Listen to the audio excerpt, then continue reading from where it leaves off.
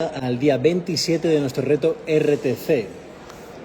Hoy leeremos de la página 242 a la 260. Me encuentro en ruta, viajando, pero quien tiene un motivo encuentra una vía. Quien no lo tiene encuentra una excusa. Vamos allá con la primera mitad del día 27 de nuestro reto RTC. Continuamos con los mitos que estábamos viendo sobre la reincidencia. La reincidencia atañe solo a su droga habitual. Hecho real. El uso de cualquier sustancia, actividad o persona que usted emplee para anestesiar sus sentimientos constituye una reincidencia, haya o no tenido problemas con ese elemento particular en el pasado. Otros alteradores del estado de ánimo, como el dinero, el juego, el sexo u otras drogas, pueden provocarle apetencias, reducir su resistencia a la droga habitual o convertirse en nuevas adicciones. Bueno, y como estoy en ruta habitual también, estoy con mi bebida habitual, agua con gas, con limón y sal. Continuamos. Mito número 6. Una reincidencia cancela todo el progreso realizado hasta ese momento. Hecho real. Tener una reincidencia no significa que todo el progreso realizado quede perdido. Si usted se mantuvo abstinente durante 2 meses o 2 años antes de reincidir, seguirá teniendo esa experiencia en materia de recuperación. Esto es lo que llamamos tener toda esa experiencia acumulada de recuperación. Esos meses o años no dejan de existir. Un desliz puede ser un retroceso temporal que en definitiva le sirva para tener presente que todavía es vulnerable. Si retoma la abstención lo más rápidamente que le sea posible, su recuperación podrá continuar. Mito número 7. Si una reincidencia no es el fin de la recuperación, entonces está bien tener alguna. Esto es un mito. Cuando hablamos de reincidencia no estamos animando a tener una reincidencia, estamos viendo cómo manejarla en caso de que suceda. Hecho. Aunque tener una reincidencia no es razón para condenarse a sí mismo, siempre es algo peligroso. La reincidencia es una vuelta a la enajenación y la ingobernabilidad de la adicción. Debido a la índole progresiva de la adicción, las consecuencias negativas de una reincidencia pueden ser aún más devastadoras que las que lo indujeron inicialmente a dejar la droga. Algunas personas nunca vuelven al camino de la recuperación. Esto es importante. Veamos si no el efecto de violación de la abstinencia que desarrollamos dentro de la comunidad con la herramienta de la vacuna antirrecaídas de CEMIC, de RTC. Ahí les dejo esa herramienta muy importante para tenerla en cuenta. Continuamos. La cadena de la reincidencia. El hecho de que usted pueda estar encaminándose a toda velocidad hacia la reincidencia mucho antes de que llegue a retomar el uso de la droga tal vez le parezca atemorizador. Pero en realidad es muy alentador, pues le da tiempo para reconocer las señales de aviso y obrar en consecuencia. Estas señales no son solo ciertos estados emocionales y físicos peligrosos, como depresión, enojo, tedio, soledad y fatiga, sino también la reanudación de viejas conductas y modos de pensar. Hay muchas mini decisiones menores, aparentemente poco importantes, que va tomando la persona reincidente mucho antes de llegar a caer de nuevo en el uso de su alterador del estado de ánimo. El gastador incontrolado, por ejemplo, puede decidir que está bien volver a tener una tarjeta de crédito, solo para casos de emergencia. El alcohólico puede decidir que está bien beber cerveza sin alcohol. El adicto a la cocaína podría decidir reanudar el contacto con un anterior compañero drogadicto. Al tomar una de estas mini decisiones, el adicto le resta importancia. No se lo menciona a nadie ni habla de ello en los encuentros de autoayuda o en las sesiones de terapia. Lo hace nada más. Aquí abro paréntesis. Calla como puta. Eso es lo que hace el adicto que está en vías de reincidencia. Callar como puta y mentir por omisión. Ocultando información. Continuamos. A esas alturas, la negación ya está en funcionamiento. Se niega a sí mismo y a otros si se lo preguntan que este pequeño paso tenga ninguna relación con una posible reincidencia. Es muy probable que esté ajeno a los sentimientos y creencias adictivas que están propulsando estas decisiones. Cualquiera de estos actos puede no ser tan malo en sí mismo, pero si el adicto no habla de ello con nadie, con el tiempo una mini decisión conduce a otra y luego a otra más. A su debido tiempo, las mini decisiones se suman y la tentación de usar el alterador del estado de ánimo se vuelve demasiado fuerte como para poder resistirla. El proceso de la reincidencia, por lo tanto, se debe concebir como una cadena formada por este tipo de decisiones, tomadas durante un periodo de días, semanas, meses o años, aún años, que se suman para entorpecer la recuperación. Es difícil decir con exactitud dónde comienza la reincidencia, pero el proceso podría ser algo similar a esto. Abro paréntesis aquí para recordarles, sobre todo a los miembros de mi comunidad, la importancia del análisis de cadena, análisis de comportamiento y análisis de eslabones perdidos, una herramienta fundamental en la prevención de recaídas o en el análisis de una recaída. Bien, vayamos a ver los factores. Porque el proceso de recaída podría ser algo similar a esto. 1. Acumulación de estrés. 2. Hiperreacción emocional. 3. Negación. 4. Fallos en la obtención de apoyo.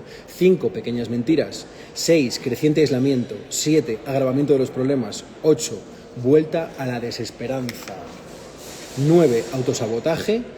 10. Uso. Solamente lo voy a usar una vez. 11. Reacción derrotista. Y 12. Reincidencia total. Veamos con detalle cada uno de estos 12 factores que están involucrados en el proceso de recaída. 1. Acumulación de estrés.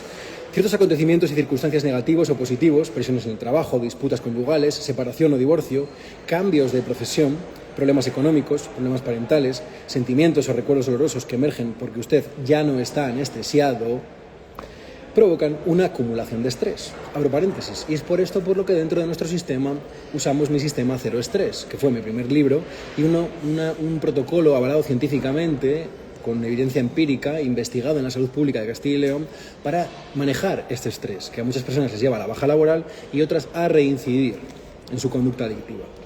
2. Hiperreacción emocional. Como el adicto todavía conserva muchas de las creencias adictivas que lo hicieron vulnerable a los estados de ánimo negativos en primer lugar, tiende a hiperreaccionar emocionalmente ante esos acontecimientos y circunstancias. Los sentimientos que le provocan temor de ser abandonado, miedo a la actuación inadecuada, enojo, furia y soledad pueden resultar agobiantes. Abro paréntesis para decir que también dentro de mi sistema, por eso tenemos la parte de gestión emocional estratégica. Continuamos. 3. Negación. Al igual que durante la etapa activa de su adicción, el adicto ansía un alivio para estos sentimientos. Si todavía no sabe cómo conseguir el apoyo de otras personas, tal vez empiece a cerrarse emocionalmente. Tendrá miedo de admitir los problemas que está teniendo porque teme que si los revela perderá la aprobación o el afecto de los demás. De manera que niega, y hasta se niega a sí mismo, que exista algún problema y presenta la fachada de que todo marcha perfectamente. Abro paréntesis para recordar el reel donde hablaba de que si tu recuperación es perfecta es que no está siendo una recuperación en absoluto. En la recuperación hay subidas y bajadas y hay problemas. Y esos problemas hay que traerlos al grupo y a la terapia. Continuamos. 4. Fallos en la obtención de apoyo. Tener sentimientos negativos, sentirse confuso, ambivalente, desafiante o lo que sea, y al mismo tiempo presentar una imagen positiva ante los demás es muy angustioso. Por lo que el adicto empieza a faltar a los encuentros de autoayuda y deja de hablar de sí mismo.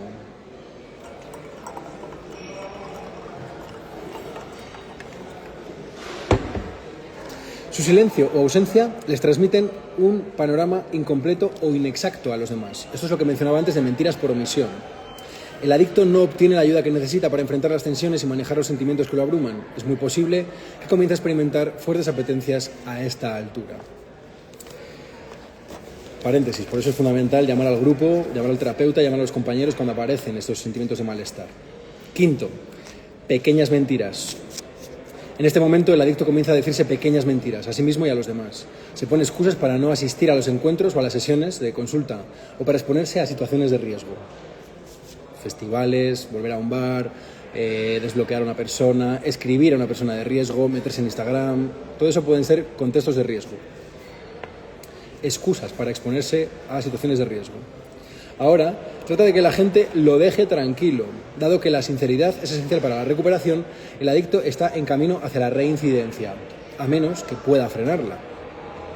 6. Creciente aislamiento. Como no es sincero, el adicto tiende a evitar cada vez más el contacto con otras personas.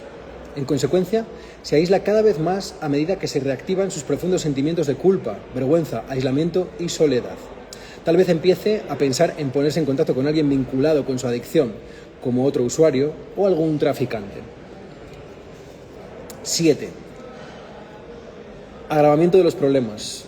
Los problemas originales se agravan porque el adicto los está eludiendo y se crean nuevos problemas. Por ejemplo, si un motivo de estrés es que está atrasado en el pago de sus deudas y en lugar de obtener ayuda para tratar con sus acreedores los elude y bloquea el problema, la situación puede agravarse al punto de que estará recibiendo no solo cartas de las agencias de cobros, sino también citaciones judiciales. 8. Abro paréntesis, este agravamiento de los problemas también se da. Hay veces que en recuperación una persona de repente se le agravan problemas laborales o del tipo que sean. Eso no significa que deba de dejar el programa de recuperación, significa que ha de traer esos problemas de su vida al programa de recuperación, no al revés. Porque la vida es, independientemente de que estemos en recuperación o no, y la vida trae problemas. Esperar a no tener problemas para recuperarte es no cambiar absolutamente nada. Es crear una burbujita que se te va a pinchar a los 3 días. 8. Vuelta a la desesperanza. El adicto se siente totalmente incapaz de hacer nada acerca de la situación y otra vez experimenta la desesperanza que creía haber dejado atrás. Lo invade la lástima por sí mismo. Cada vez con mayor frecuencia le cruzan por la mente recuerdos positivos de los buenos tiempos pasados con su alterador del estado de ánimo. A estas alturas ya ha dejado de ir a los encuentros o las sesiones de consulta, o bien asiste esporádicamente.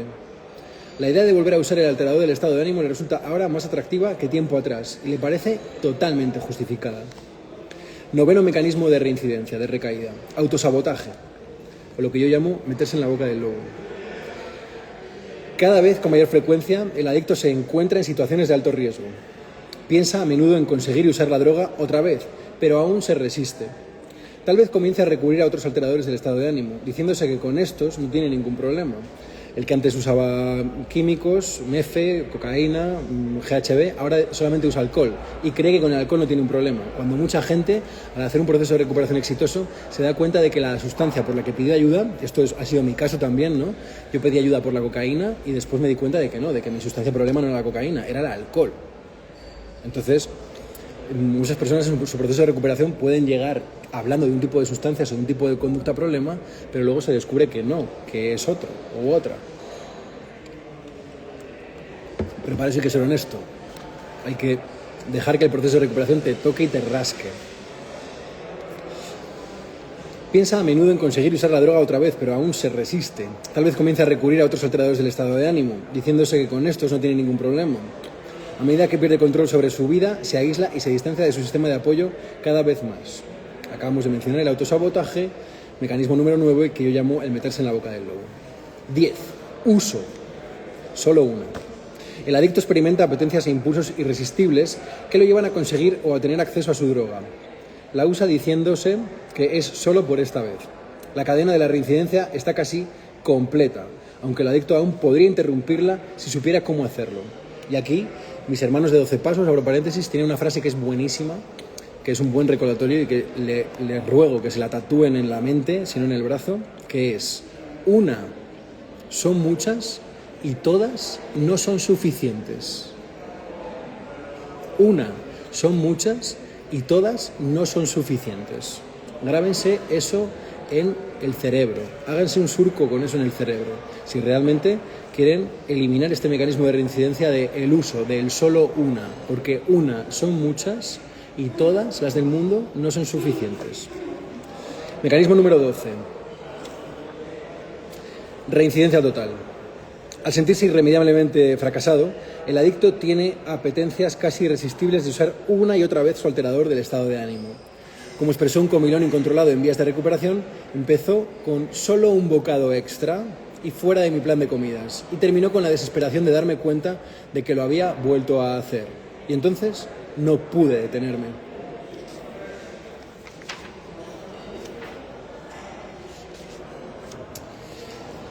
Continuamos. Dominar los riesgos, reducir la vulnerabilidad. Abro paréntesis y les recuerdo que en la herramienta de análisis de la cadena describimos la cantidad de vulnerabilidades a las que podemos estar expuestos. Hay varios factores que aumentan la vulnerabilidad a la reincidencia. Ciertos estados físicos, como agotamiento, hambre, dolor o enfermedad. Acontecimientos o circunstancias angustiosas, como presiones en el trabajo, problemas de relación conyugales, crisis económicas. Estados de ánimo negativos, como la cólera, la vergüenza, la culpa, la ansiedad, la depresión. Y personas, lugares y cosas, situaciones que usted puede acceder fácilmente a la droga, o a la sustancia o a la conducta adictiva. Como usted verá más adelante, en este capítulo le va a tomar tiempo dejar de sentir el deseo apremiante de alterar su estado de ánimo. Y aún más tiempo lleva a modificar las actitudes y conductas que son las precursoras habituales de la reincidencia. Mientras tanto, es conveniente evitar volverse vulnerable de cualquiera de estos modos, porque una vez que usted se encuentra en una situación vulnerable, es como si hubiera encendido un fósforo. No se requiere más que un poco de combustible, un modo de pensar adictivo y negación para iniciar el incendio.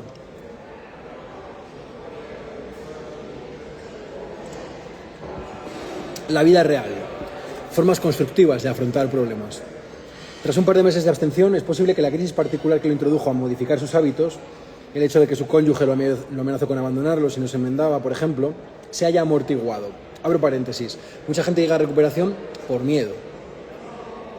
Ejemplo, un cliente que me llega porque lleva una semana de chills y de pisos, ¿vale? Lleva una semana, cuando nunca había estado más de un día o 2 días fuera de su casa. Llega, ¿vale? Llega asustado, pero el susto se te pasa. Otro ejemplo. Una persona que su marido le dice que le va a abandonar. Si sigue así, si no si soluciona el tema. Pero esa amenaza al mes o a los 2 meses el miedo se te pasa. La recuperación, el miedo puede ser un buen motor de iniciarla, pero no se mantiene por miedo. A un par de meses de abstención, lo que estamos diciendo es que ese miedo inicial que te motivó a pedir ayuda puede que se haya amortiguado. Al mismo tiempo, la novedad y el entusiasmo de iniciar la recuperación se puede estar desgastando. De pronto, al parecer, sus problemas empiezan a agobiarlo nuevamente. Las deudas, una relación muy deteriorada, una intimación de desalojo, la amenaza de divorcio o lo que sea. Y ahora que usted ya no está anestesiado, le parecen más abrumadores que nunca. Si usted alberga la expectativa poco realista de que con solo emprender la recuperación se solucionarían todos sus problemas, es probable que en este momento se sienta desalentado y se diga, con mucho que me he esforzado, ¿sigo teniendo todos estos problemas? O, ¿para esto es que traté de enmendarme? Esta es una crisis de motivación muy común, muy común, denominada a veces el muro. Es perfectamente normal a estas alturas de la recuperación y si usted conserva una actitud abierta, puede ser una oportunidad para asumir un compromiso renovado y más profundo con su recuperación. Y empezar a aprender algunas formas importantes de enfrentarse a los problemas paso a paso.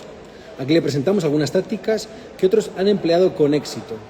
Esto podríamos llamarlo poco menos que un manifiesto de recuperación, un manifiesto de me voy a recuperar. 1. No se esconda. El aspecto más crucial de afrontar los problemas es resistir el impulso de escaparse de ellos. Saque sus problemas a relucir, admita que los tiene y dígaselo a las personas de su red de apoyo que pueden ayudarlo a resolverlos. Esconderse de los problemas es parte de la enfermedad adictiva. Usted no tiene que ser perfecto, sino tan solo sincero. 2. Ponga sus problemas en perspectiva. Las personas con adicciones tienden a hiperreaccionar ante los problemas porque los interpretan como una prueba de su incapacidad y suponen que tendrán consecuencias nefastas. ¿Qué es lo peor que le puede ocurrir por tener este problema? ¿Confirmar que usted es una persona indigna o simplemente que es un ser humano? ¿Lo pueden condenar a muerte por este problema? Identificar la peor consecuencia posible lo ayudará a darse cuenta de que usted puede sobrevivir a prácticamente cualquier problema, con ayuda. Pero podría no sobrevivir a la reincidencia, si permite que los problemas lo conduzcan a ella. 3. Hable al respecto. Conéctese con su sistema de apoyo, miembros de su grupo de recuperación, familiares y amigos no usuarios, que no sean de consumo. Ellos quizá no tengan todas las respuestas, pero el apoyo incondicional que le brindan puede ser decisivo para posibilitarle afrontar sus problemas en lugar de evadirlos. Y la retroalimentación que le proporcionan esas personas lo puede ayudar a advertir cuándo está tomando decisiones que lo conducen a la reincidencia. Ponga su recuperación en primer término. Paréntesis, he hablado de esto 1.000.000 de veces. 1.000.000 de veces he hablado de que si no pones lo primero la recuperación, perderás la recuperación y lo que sea que hayas puesto por encima. Dinero, una pareja, un amigo, un trabajo, unas vacaciones, lo que sea. Ponga su recuperación en primer término. Lo más atinado que puede hacer para solucionar cualquier problema en este preciso momento es darle prioridad a su recuperación. Esto significa minimizar su vulnerabilidad. No deje que sus esfuerzos por resolver problemas interfieran en su alimentación, su descanso, sus encuentros para la recuperación y otras necesidades básicas. Perder la recuperación por estar absorbido en sus problemas no tiene sentido, solo sirve para crearle aún más problemas. Siguiente, hágase responsable. Usted puede no ser el causante de un determinado problema, pero si este está afectando a su vida, ahora es un problema suyo y usted debe decidir cómo encararlo. Culpar a otros por sus problemas y atribuirles la responsabilidad de resolverlos equivale a renunciar a su propio poder. Paréntesis, eso es un rol de víctima que vemos en el curso de codependencia y de triangulación. Cierro paréntesis. Hacerse responsable no es lo mismo que atribuirse la culpa. Solo implica no me quedaré tranquilo, sino que haré todo lo que esté en mi poder para resolver esto. Siguiente. Comprométase a solucionar el problema. Aunque por el momento no pueda hacer nada para resolver un problema dado, comprométase a solucionarlo en cuanto le sea posible, siempre poniendo su recuperación en primer término. Por ejemplo, si no le puede pagar a un acreedor de inmediato, haga el compromiso de pagarle en cierto momento. Cuando usted se hace responsable de un problema y se compromete a resolverlo, este no seguirá agobiándolo, ni se agravará aún más. Descomponga la solución del problema en pequeños pasos. No es necesario que usted resuelva todo hoy mismo. En vez de esto, identifique qué paso pequeño y concreto puede dar para encaminarse hacia la resolución. Llamar por teléfono al acreedor, asistir a una entrevista con el abogado, llenar la solicitud, lo que sea. Centrarse en un paso cada vez más que en el problema global. Lo ayudará a no sentirse abrumado. Centrarte en un paso a la vez, más que en el problema global, te ayudará a no sentirte abrumado.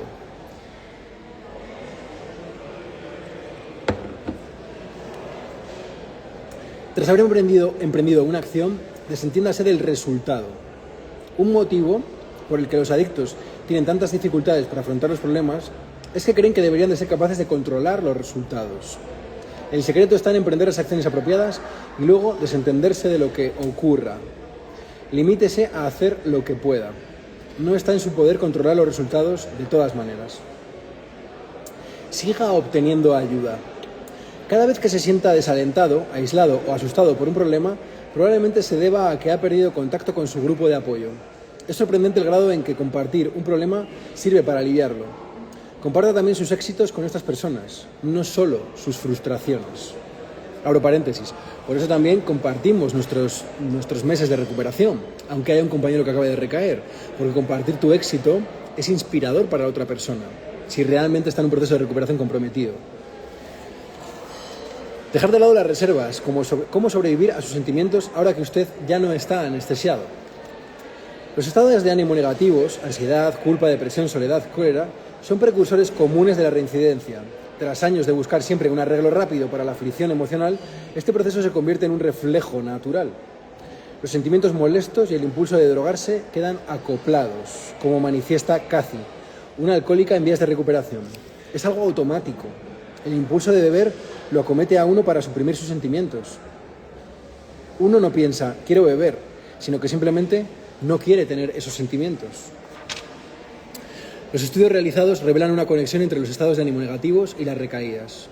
Se ha comprobado que los obesos, por ejemplo, tienen más probabilidades de reincidir cuando se sienten hastiados, deprimidos, enojados o solitarios. Y un estudio sobre jugadores incontrolados mostró que el 47% había reincidido después de haber sufrido estados de ánimo negativos. Sin duda, aprender a afrontar con eficacia los propios sentimientos es de vital importancia para evitar la reincidencia. Durante los primeros 6 meses de recuperación, es posible que usted esté más susceptible que de costumbre a tener estados de ánimo negativos. Cambios de humor, irritabilidad, hipersensibilidad al estrés y extrema ansiedad suelen ser secuelas temporales de la adicción, causadas por la desorganización de los neurotransmisores del cerebro.